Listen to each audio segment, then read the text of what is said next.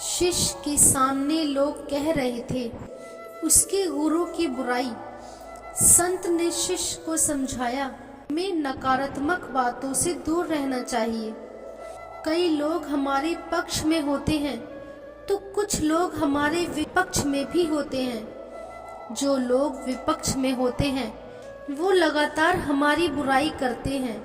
हम कुछ भी करें, ऐसे लोग सिर्फ हमारे विरुद्ध गलत बातें ही प्रचारित करते हैं। ऐसे लोगों से बचना चाहिए। इस संबंध में एक लोक कथा, प्रचलित कथा के अनुसार एक संत और उसका शिष्य एक गांव में दूसरे गांव लगातार यात्रा करते थे। इस दौरान वो अलग अलग गांव में रुकते भी थे।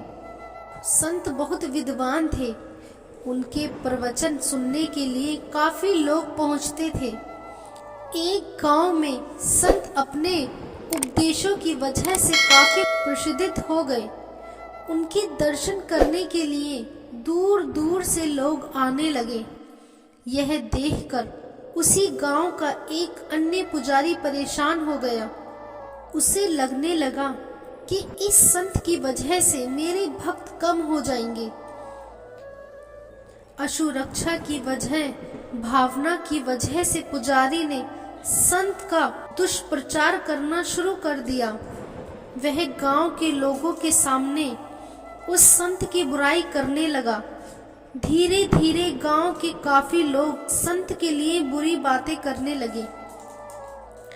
एक दिन संत ने शिष्य को ये सारी बातें मालूम हुई तो उसे बहुत गुस्सा आ गया।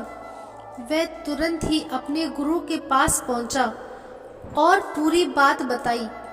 संत ने शिष्य की बातें सुनी और कहा कि हमने दूसरों की नकारात्मक बातों पर ध्यान नहीं देना चाहिए। हमें सिर्फ अपने काम में मन लगाना चाहिए। ये बातें सुनकर भी शिष्य का गुस्सा शांत नहीं हुआ। संत ने कहा कि जब हाथी गांव में आता है तो उसे देखकर सभी कुत्ते भौंकने लगते हैं, लेकिन हाथी पर इसका कोई असर नहीं होता। हाथी अपनी मस्त चाल चलते रहता है। हमें भी बुराई करने वाले लोगों पर ध्यान नहीं देना चाहिए।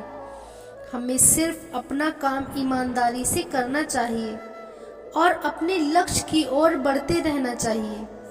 हमारे अच्छे काम ही ऐसे लोगों का मुंह बंद कर सकते हैं।